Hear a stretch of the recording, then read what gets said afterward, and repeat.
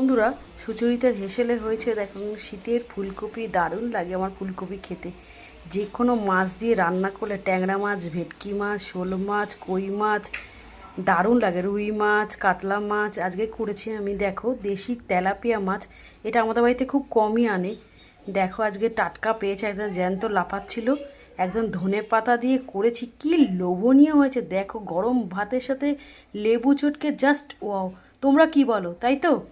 তো তোমাদের কার কার প্রিয় আমাকে কমেন্ট করে জানাবে। আর সব কাঁচা লঙ্কা বাটার রান্না কিন্তু। ধনেপাতা, টমেটো আছে আর কাঁচা লঙ্কা আছে, দেখতেই পাচ্ছ কতটা লোভনীয় হয়েছে। আর দেখো শীতের কদবেল মাখা, দেখেছো? এটা লেবুর রসটা দিয়ে ওপর দিয়ে রেখেছি।